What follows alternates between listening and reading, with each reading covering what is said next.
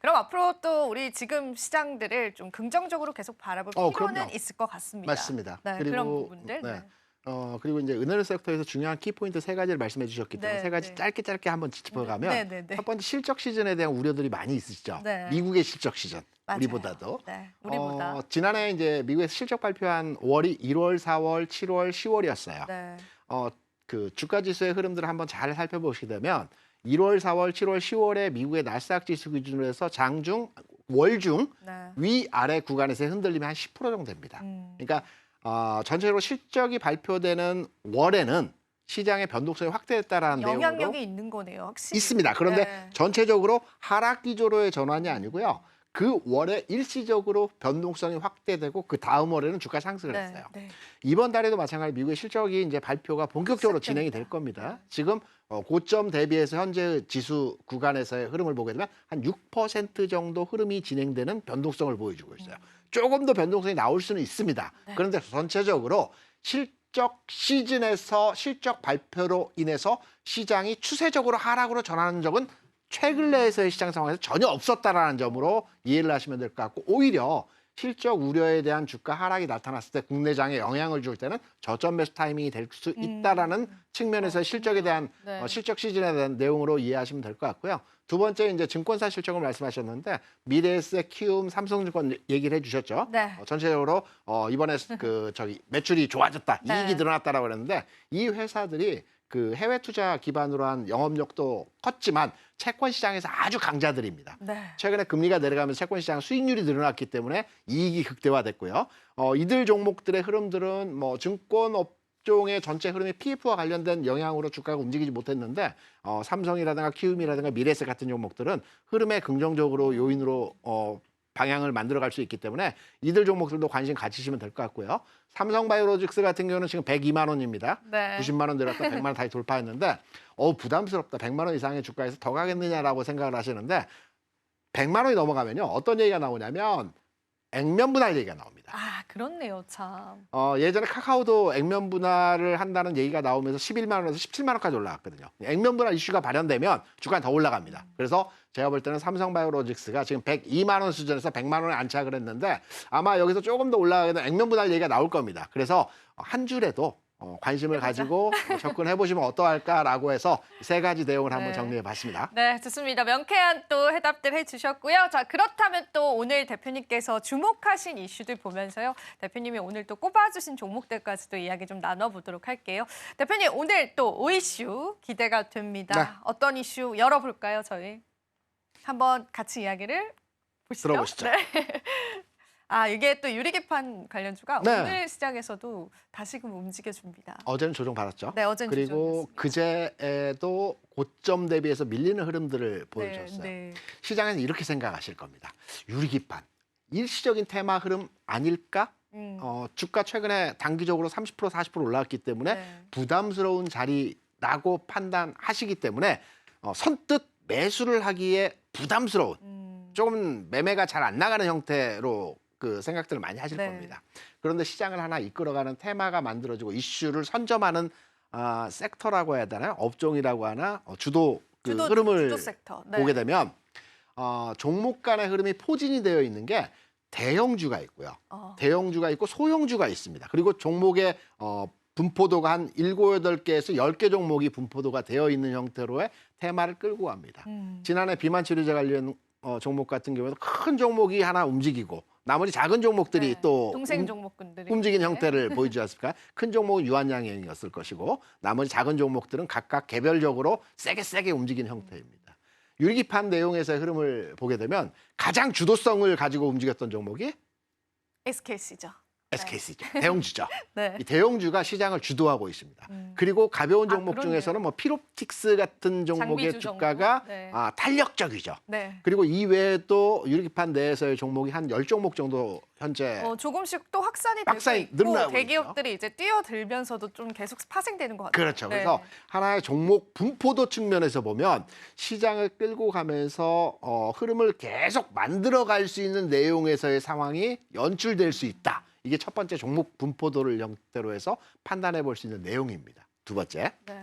지난해 시장을 핫하게 달궜던 그 이슈는 AI. AI요. 그리고 네. 그 내에서 가속기 중에서 HBM. HBM이죠. 그러니까 네. AI 가속기가 큰 틀이라고 한다면 그 내에서 반도체를 다층으로 쌓아서 속도를 개선시키는 맞아요. HBM 반도체가 지난해 시장을 주도했다라고 볼 수가 있습니다. 네. 올해는 다소 탄력이 좀 떨어졌죠. 올해는 브로드컴을 중심으로 해서 AI 가속기 시장은 확장형 형태로 진행이 되고 있어요. 네. 지난해까지는 HBM과 관련된 내용에서의 종목들이 움직임이 좋다라고 한다면 여기서 한 단계 확장되어서 올해는 국내 시장에서는 유리기판이 되겠죠. 미국 같은 경우는 브로드컴이 어떠한 형태로 가속기 형태의 진행을 되어질지는 모르겠으나 전체적으로 미국에서도 AI 가속기가 확장되는 국면에서의 종목 간의 흐름이 나타날 것 같고요. 국내에서 이 발현되는 내용은 유리기판이 시장을 주도하면서 흐름을 만들어 갈 가능성이 높다라고 보고 있어요. 그래서 결론적으로 말씀드려서 유리기판의 주가 상황에서의 흐름은 단기간 내에 시세 흐름을 만들어내고 꺾이는 그러니까 테마주 성격에서의 아니다. 흐름이 네. 아니고 오. 시장을 주도하면서 이끌어가는 이슈를 만들어가는 종목에서의 흐름이기 때문에 좀 더 상승 여력이 있다라고 판단이 되고 있고요. 네. 세 번째, 이런 종목들은 매매하기가 참 어렵죠. 네. 왜냐하면 시장에서 올라간다 싶으면 세게 올라가 버려요. 네. 조정받을 때는 그동안 올라간 거가 있기 때문에 부담스럽고 네. 그래서 사기가 애매합니다. 네. 이런 종목을 살 때 통상적으로 시장에서 통용되는 방법이 뭐냐면 애드업 전략입니다. 그게 뭐예요? 애덤 전략이? ADD 업이거든요. 그러니까 네. 더한다라는, 그러니까 더한다라는 더하기 전략인데 전략? 한 3번 정도 매매를 하신다라고 생각을 하시면 될 것 예. 같고, 내가 100만 원어치 주식을 현재 시점에 사야 되겠다라고 한다면 30, 30, 30을 사시는데 네. 현재 시점에서 주식 딱 삽니다. 사요, 30%. 그리고 기다립니다. 기다리는데 주가가 우리가 보통 통상적으로 주식을 매수할 때는 빠지면 사는 거죠. 네. 저점에 살려고 하는 거죠. 네. 그런데 애드업 전략은 주식을 사서 빠지면 그냥 홀딩합니다. 나중에 손절할 수도 있어요. 손절 라인에 가게 되면 손절할 수는 있겠지만 기다립니다. 하지만 이 샀던 가격을 돌파하거나 그때 추세상 흐름에서 돌파 과정이 나오면 30을 사고요. 이렇게 돌파 시점에 애드업 전략으로 나머지 30, 30, 30을 모아가는 형태로의 진행을 하죠. 그게 승률이 좋나요? 좋습니다. 이 아, 기관이 진짜요? 하는 거거든요. 그래요? 고점 네. 매수, 저점 매도. 그러니까 고점에 매수하는 겁니다. 그러니까 돌파 흐름에서 매수하는 겁니다. 그러니까 시장에서 이러한 종목들은 추세를 가지고 계속해서 연속된 상승의 흐름들이 나타나기 때문에 올라갈 때 흐름에 맞추어서 주식을 사는 건데 3번 정도 분할해서 사면 되는 것이고 현 시점에서 진입도 1차 흐름의 상황에서는 가능하다라고 판단을 합니다. 그러면은 유리기판 관련주 중에서 그럼 어떤 걸 애드업 전략으로 우리가 가져가면 좋을까? 대표님 승부주 공개를 해주시죠. 애드업 전략을 구사하실 때는 네. 가벼운 종목보다는 좀 묵직한 종목이죠. 왜냐하면 묵직한 것들. 가벼운 종목은 순간적으로 5%, 10%가 왔다 갔다 하기 그쵸. 때문에 변동성이 확대되죠. 애드업을 하는 시점의 타이밍을 잡기가 굉장히 어려워요.